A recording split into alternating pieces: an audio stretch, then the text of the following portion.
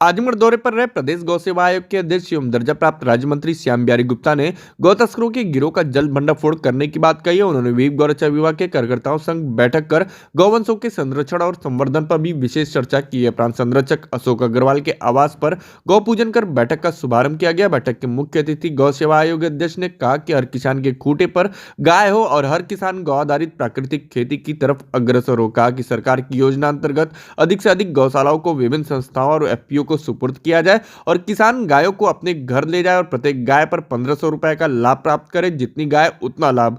कहा कि जिले में गौ तस्करों के जो भी सक्रिय गिरोह हैं, पुलिस की मदद से उनका भी भंडाफोड़ करने का कार्य करते हुए गौ तस्करी पर लगाम लगाई जाएगी। देखिए, मैंने दो चीज़ें बताई। पहला तो जो 90 स्थानों पर गौवंश का संरक्षण हो रहा है, इसमें एक गौशाला स्वयंसेवी संस्था को दी गई। अब हमारा अभियान है, आज सीबीओ साहब से मेरी बातचीत हुई है कि जो महिलाओं के स्वयं सहायता समूह और एफपीओ हैं या स्वयंसेवी संस्थाएं, उनको गौशालाओं को सुपुर्दगी देना। और जिन संस्थाओं को गौशालाएं देंगे, उन गौशालाओं में जो गौवंश है उसको एक गाय ले जाओ। मुख्यमंत्री निराश्रित गौवंश सहभागिता योजना के अंतर्गत एक गाय ले जाओ 1500 रुपये, 4 गाय ले जाओ 6000 रुपये महीना। और गौ आधारित खेती। और हमारा आने वाले समय में ड्रीम है हमारा कि गाय का दूध भैंस के दूध से महंगा बिके, गोबर 5 रुपये किलो बिके, गौमूत्र 10 रुपये लीटर बिके। उसकी इकोनॉमी पर हमारे 3 दिन पहले माननीय अमित शाह जी ने एक कोऑपरेटिव के द्वारा उन्होंने अभियान चालू किया है कि दूध तो होगा ही, लेकिन गोबर को भी खरीदा जाएगा। गोबर से बायोगैस चलेंगे, उससे मीथेन गैस का प्रोडक्शन होगा और स्लरी जो खाद निकलेगी वो खेतों में जाएगी। तो आज देश में जो 2,85,000 करोड़ रुपए की सब्सिडी केमिकल फर्टिलाइज़र कंपनियों को जा रही है, तो वो भी हमारी केमिकल फर्टिलाइज़र की सब्सिडी रुकेगी तो भारत की समृद्धि आएगी और किसान भी डीएपी यूरिया पे खर्चा कम करेगा तो वो स्वस्थ अन्न फल सब्जियाँ मिलेगी और खेती की लागत कम होगी।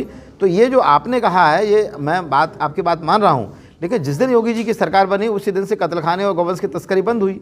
अब थोड़ी सी गड़बड़ियाँ हैं, मान लो प्रधानों की रुचि नहीं है या उनके पास बहुत सारा काम है, तो ये सारा गौवंश हम अब गौशालाओं को सुपुर्द करने का जो अभियान है वो आने वाले 2-3 महीनों के अंदर हम अभी फिर से अगले महीने में आने वाले हैं। तो सीबीओ साहब से करके एक विज्ञापन निकालेंगे जिसमें होगा कि जो एनआरएलएम के महिला स्वयं सहायता समूह या एफपीओ या स्वयंसेवी संस्था गायों गौशाला लेना चाहते हैं तो उनको गौशाला हम उनको आवंटित कर देंगे, जिससे गौशाला में अच्छी तरह से गौवंश का पालन हो। और फिर हरा चारे की हम 365 दिन व्यवस्था करेंगे, जिसमें गायों को कम से कम 10 से 15 किलो हरा चारा रोज़ मिले और उनका रख रखाव देख रेख सबको हम लोग करने वाले हैं। पूज्य योगी जी की सरकार में गौवंश का संरक्षण, संवर्धन, सुरक्षा, समृद्धि सभी का रास्ता प्रशस्त हो रहा है।